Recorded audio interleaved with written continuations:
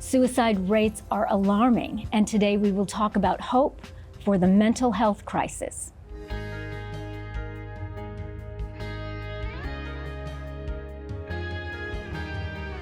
Welcome to Bridges. I'm Monica Schmelter, and I'm so glad that you could join us.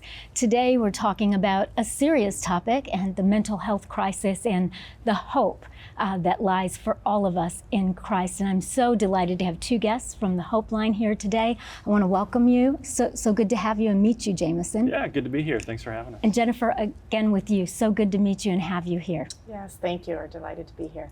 So I know the Hope Line, maybe we could start with how long it's been around, but really the ministry behind it and what you're doing today. Yeah, well, the Hope Line's been around for over 30 years. Yeah.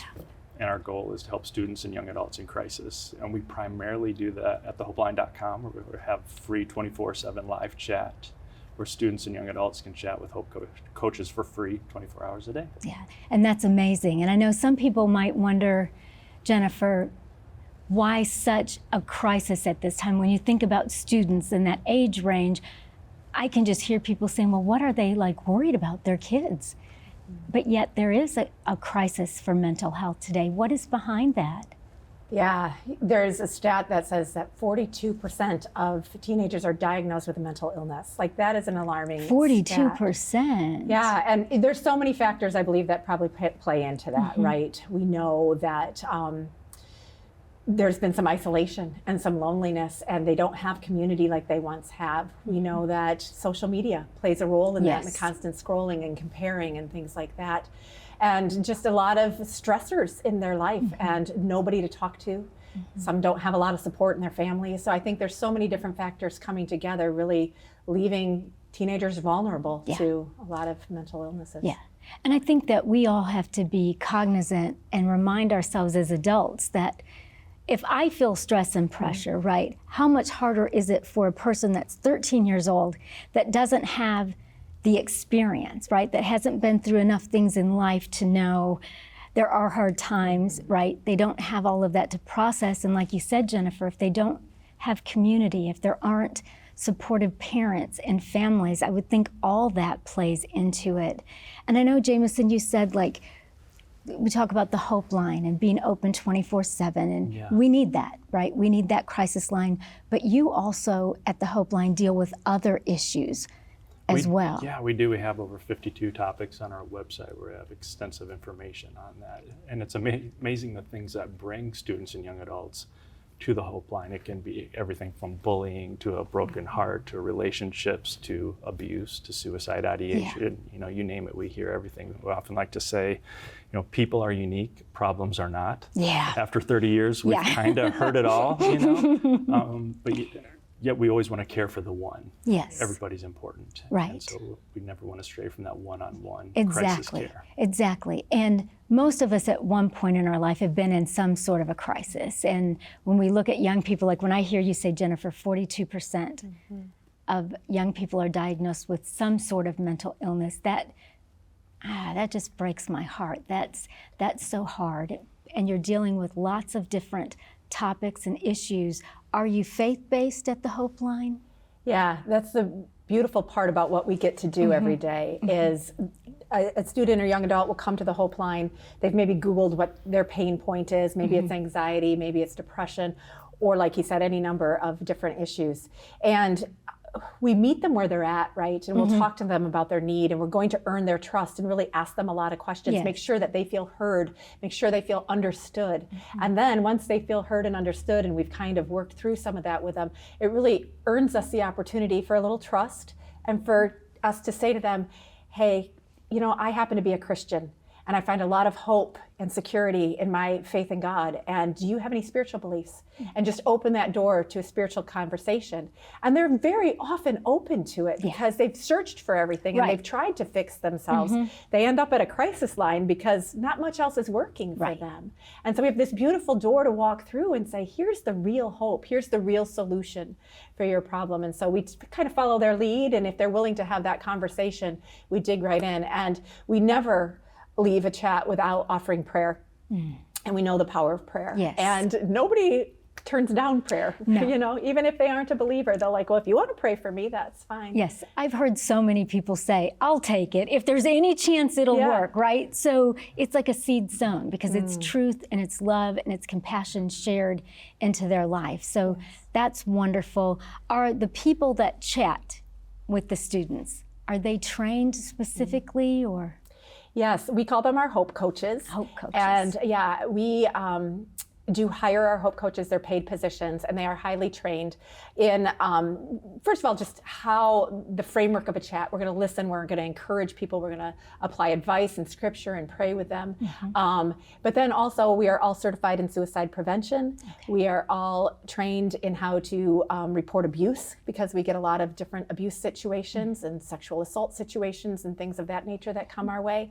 And so, yeah, we're highly trained staff that take our chats 24 hours a day. Yeah, that's wonderful. I think because we never want to lose the faith-based part of it, right? Yeah.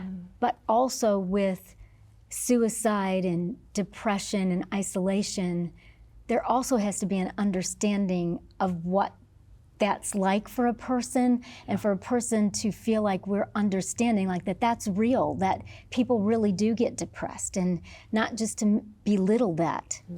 For sure, we want to validate their feelings. And as a staff, we just wrapped up a leadership retreat this weekend, and it was so cool to just talk with each other about our own stories and what brought us to the Hope Line and why we do the work we do. I'm sure there's a story behind why you do this show. Absolutely. We all have a story. So what did bring you to the Hope Line? You know, I had my own business for many years. I was in the music industry, and when COVID hit, it was super isolating. And I was just like, I want to work on a team. I want to work with other people. Yeah. And so I heard about the Hope Line. I thought, what a cool thing where I can use my gifts in a different way. So that's the short version. The deeper version is I've gone through my own story. I've gone through my own battles, my own things that I had to work through, come out the other side. And the beauty of when you hit a bottom or you hit a low point in your life, that's where the healing can really come in. And pain is a great motivator for change. I say that a lot. And we see that at the Hope Line, where their felt need, their crisis brings them to a point, like Jen said, I've tried everything on my own. They're open to other solutions. Yes. And the ultimate solution at the Hope Line is the gospel of Jesus Christ. Yes. That's the solution. Right. That's the key. Because that's our only real permanent security and Yes. hope.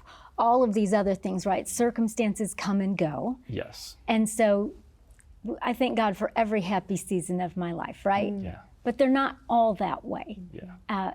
But my eternal hope is in the hope of Christ, and that you all can blend all of that together for people. So what brought you to the Hope Line? Yeah, you know, I met Dawson. I've worked for the ministry for 17 years. So back in 2006, I started, and they had an opening. I'm actually based in Sioux Falls, South Dakota, and we had a little volunteer call center there at that time. We've changed our model a lot, but I had worked in ministry, and I just knew I always wanted to be sharing Jesus however I could. And what a beautiful outlet this was. So when this opportunity came about, and I mentioned Dawson, but this ministry was founded by Dawson McAllister, who used to have a radio show, and the Hope Line was the back end of that. And so, yeah, so after meeting him, hearing what they were doing, and then having this opportunity before me, it was just a wonderful place for me to step in. Yeah. Well, it's really just so wonderful to have you all here today.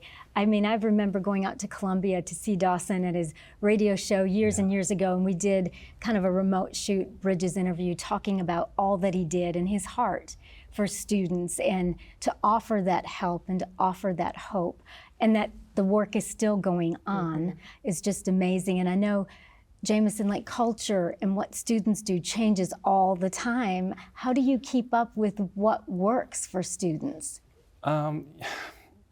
Yeah, we always try to be aware of what's happening, but at the end of the day, I don't think people who come to the Hope Line are too worried about how cool we are, how hip we are. It's all about, people are people. Like Jen said, they want to be seen, they want to be heard, they want to be understood. Right. And so fads, things like that come and go. We don't get too worried about that. But yeah, we've changed from the phone lines to the chat lines and things like that. We're definitely on social media and all that stuff. Yeah. But at the end of the day, people are people, and the gospel is a gospel whether you're 85 or 15. Right. And I think also when we get to the end of ourselves, whatever kind of crisis that is, I don't think being hip, cool, I don't think any of that matters anymore. You just want somebody to offer you some hope, something that's real, just somebody to listen, I think can make so much of a difference for people. What are some of the other things that you get calls about, Jennifer? Yeah, we do get a lot of relationship issues, and that can be family relationships, friend relationships, because community is so important and relationships are so important to people. And when they're going south on them, it really affects so many other areas of their life. And so we talk a lot, and then we do a lot of direction in learning how to find your own self-worth. We get a lot of people who really don't like themselves. Right. And so we talk a lot about worth in Christ, and that foundation that you can put your hope there. That how God sees you is how you are, not how other people see you. That's right. And then cutting, and we get a lot of girls who have gone through really horrible sexual assault. I think of a story recently of a girl who started the chat just telling us that she was addicted to drugs, and she was lonely, and she was depressed, and she could not find a point to go on anymore. That was the starting point of the chat.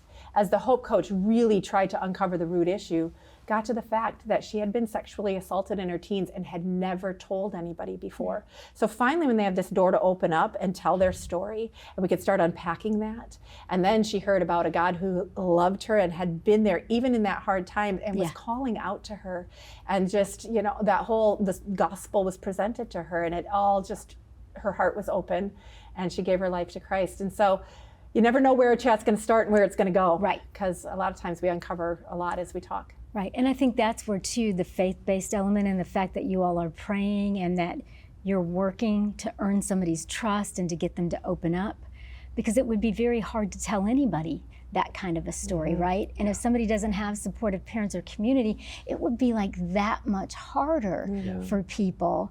What would you say, because I'm thinking for this show, it's probably parents and grandparents watching. What should they be looking for?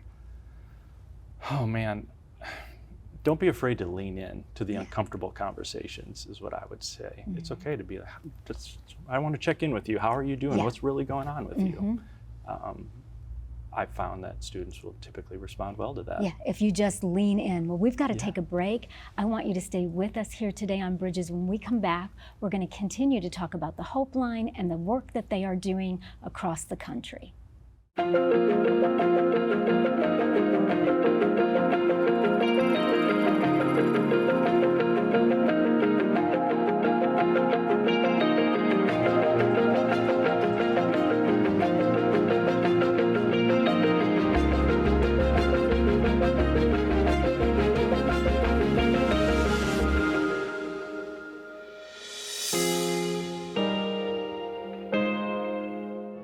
Don't give in.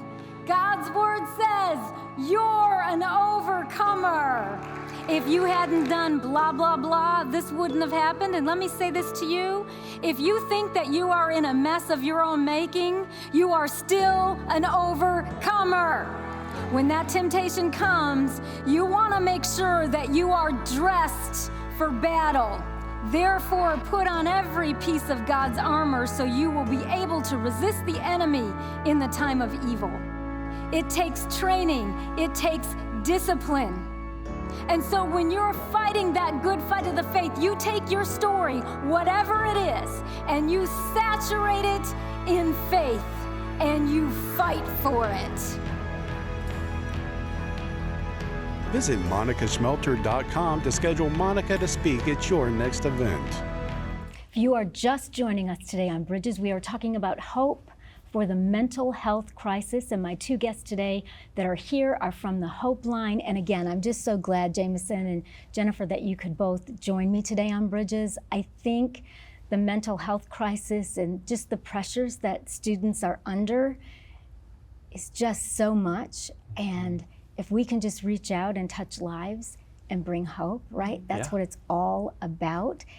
Let's take a look, Jameson, you had mentioned the Hope Box. What is that? Yeah, so the Hope Box is a box just chock full of resources for parents or grandparents or pastors, teachers, to just spread the word about the Hope Line to students and young adults who may be in crisis. And so it has table tents and posters and cards that they can hand out and stickers. They all have a QR code on them. When a student will scan that with their phone, it just connects them to a Hope coach right away, and they can talk about whatever they're needing help with. Yeah, so churches and things like that can get that they to help reach out. Yeah, they can go to thehopeline.com. At the very bottom, there's a thing that says Partners in Hope, and if they click on that, they can order a Hope box. That is awesome, because I just think that's just another way to reach students. I'm sure that you have things going on all the time, but one of the things that I think about, Jennifer, is like, if someone is not specifically trained, right? A particular pastor or parent might not really know how to get to the root of something, might not really understand the depth of what that student is dealing with. And I would think being able to refer to the Hope Line would just be such a wonderful gift. Yeah. I think it is such a great tool to put in the hands of people who care a lot for young people, because first of all, we're there 24 hours a day. So if that youth pastor isn't available at 2 in the morning, the Hope Line is. And so it is a very easy thing to hand out to somebody and just say, you know, here's a really safe place for you to go and have a conversation.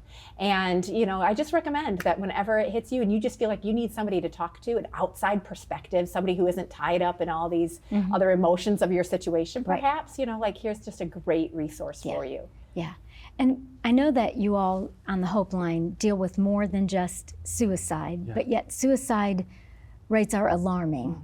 And I've shared with you that my best friend, you know, in 2016 tragically took her life. So I just know how really painful that can be for family and children, just for everybody that so loved that person. Are there signs that people can look for? Things like that? Yeah, for sure. And again, I think of another story of someone who came to the Hope Line. Sometimes it's tricky to talk about the Hope Line because our Hope coaches are anonymous and we want to protect the names of the chatters. We're a very behind the scenes type of ministry. There's no award shows for chat lines, you know. So we're very much in the shadows doing hard work. But I remember hearing about this one chatter, and one of his friends had ended his life. And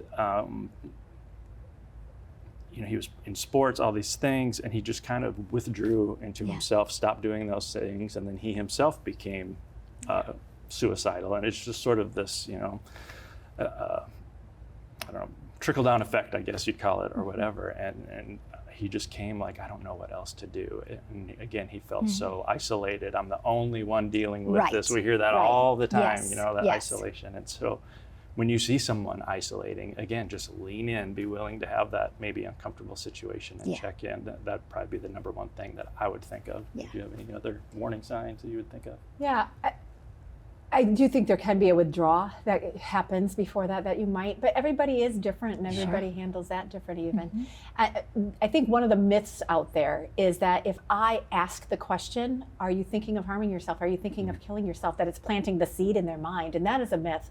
Asking the question is actually the most important thing you can do. And you might not be aware, but if you have any indication, if you think something's off, you know, just checking in. You hear that a lot. Are you checking in?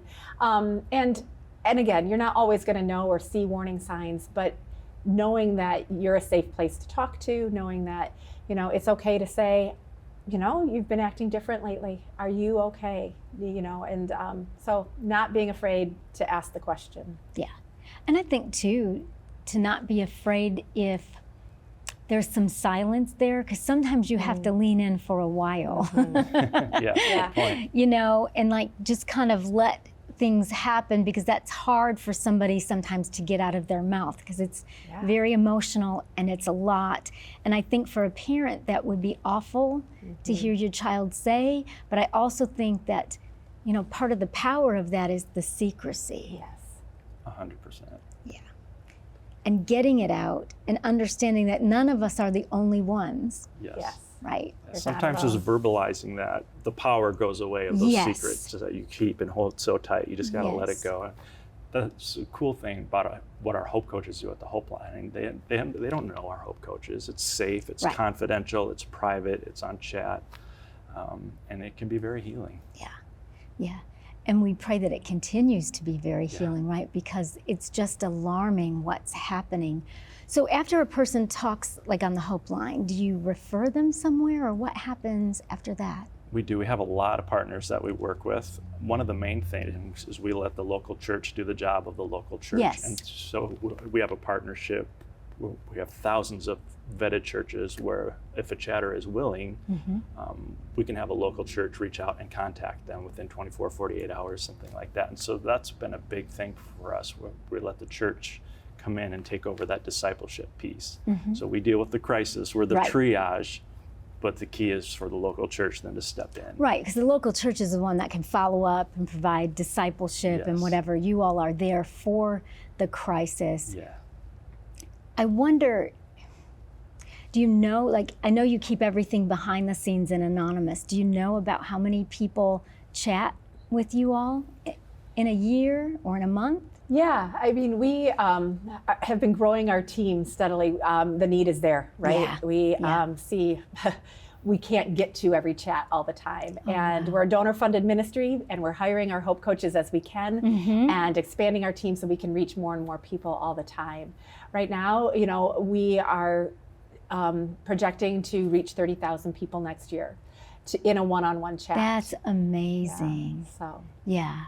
And so it really takes people investing in your ministry that have a heart for students, that understand how important this is, and what a crisis that students are facing, and that this is important for us to do as a tool to reach out, you know, to younger people. When you think about the work, right? And like, again, I think probably parents and grandparents are mostly watching. Yeah. How can they help? I know that they can give, but with their grandparents, with their children, how can they help? Not see the signs, but like listen well and do the things that would help maybe before we get to a crisis. Right. Yeah. Oh, that's great. You know, one thing we hear a lot on the Hope line, we tell kids who are struggling with something, man, you should talk to your parents about this. And they'll be like, oh, my parents are too busy. And I think a lot of those parents would be devastated to hear that, because they're probably really good parents who really care about their kids and have no idea they're sending off that message that they're busy. We hear that a lot. And so just being aware, and you know, teenagers are tricky sometimes. Yeah. You don't know when to lean in, when to let them be independent, all that stuff. Right. And so like we've been talking, just don't be afraid to just ask the questions and lean in. But it is really neat. You know, we always say, you know, the reason we can pray with kids, and you would be stunned to hear how many kids go, I don't think I've ever had anyone pray with me before. You know, those things you take for granted growing up in the church or whatever. Yes. You know, and that's so powerful. But the reason we can do that, we say this all the time, because we're gospel-centered, not government-funded. We don't have to sell people on the problem. Everybody knows it's a crisis. Yes. Most people really want to help, but they don't know what to do. Right. And so that's why we just want to get out there and let them know that we exist. You know, we're here to serve. And if you want to help, you know, we would love your help. We also have a thing on our site where we will send you the names of 3 students where you can pray for them by name every month. So prayer is key for the Hope line. Everything runs on prayer. Yes. And so I don't want it to sound like a cop-out, but yeah, we need prayer. And it's not a cop-out. You know, you do need prayer. For sure. Yeah. We all need prayer. Yeah. And just imagine right now, like if everybody watching went to hopeline.com and said, yes, I'll take the name of 3 students and I'll pray. The difference that could make in their lives, because I think, Jennifer, what I keep thinking about is 42% of teenagers having some sort of mental illness. And I don't think when I was a teenager, I ever heard the word mental illness, right?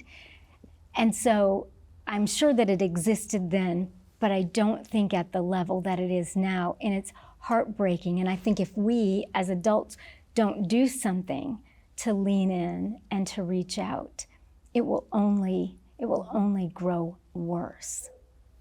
Yeah. You know, I've kind of been blessed to be a Hope coach and to take chats as I was raising teenagers myself.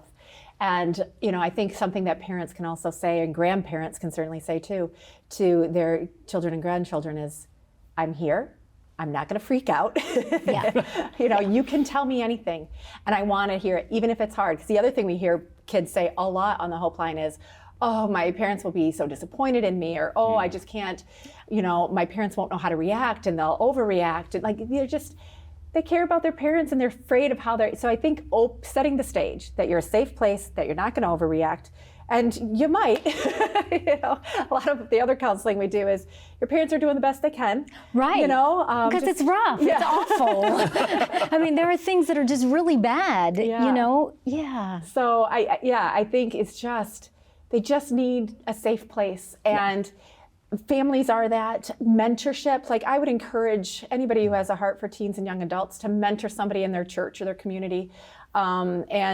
And then knowing your resources and knowing that the Hope Line is one you can trust, right, to give them very biblically sound advice. Yeah, because there might even be like a neighbor, that has talks with a teen and sees that there are some things, and they can only take it so far, but to say that you can go to thehopeline.com and that there's this safe place, and that that teen can process through those things with somebody who is a Christian but's also been trained.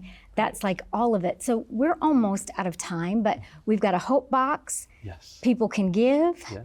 And then get names of 3 students? Yeah, it's all at thehopeline.com. Okay. So, yeah. So people just go to thehopeline.com? Thehopeline.com, go to the bottom and click on Partners in Hope, and all those tools are available there. I love that, Partners in Hope. Thank you so much, Jennifer, for coming. And thank you, Jameson. Thank you. Well, we've been talking all about hope today, and I just encourage you all, go to thehopeline.com, learn more, find out what you can do, how you can help, because together we can all make a difference. Finding hope in today's life is not always easy. Bridges with Monica Schmelter is making it simple. You can now listen to podcast episodes on popular platforms like iTunes, Spotify, iHeartRadio, Life Audio, and more by searching for Monica Schmelter to find God's hope for your journey. Life can be hard and days can be long. So if you're looking for hope for the journey, monicaschmelter.com is a great place to get started. On monicaschmelter.com, you'll find Monica's teachings on demand. And if you're looking to really grow your faith, you'll find online extras are available with every teaching. So don't wait another day. Get started now at monicaschmelter.com and you will find hope for the journey. As we look at hope for the mental health crisis, I think the one thing that we all have to remember is how powerful that prayer is. And as we talked with hopeline.com today, to remember really to be praying for young people, to be listening, to lean in. And if you've got a teenager or a teenager as a grandchild, be asking, be active and engaged. How are you doing?